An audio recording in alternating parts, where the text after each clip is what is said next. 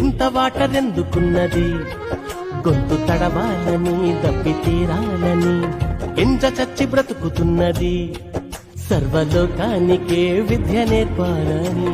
గర్భమందు ఎముకలెదిగే తీరేంటో, సూర్యుడారకుండ మండడమేంటో, గాలి ఏడ నుండి తరలి వస్తుందో, పురుగు చిలుకలాగా మారే కాదేంటో.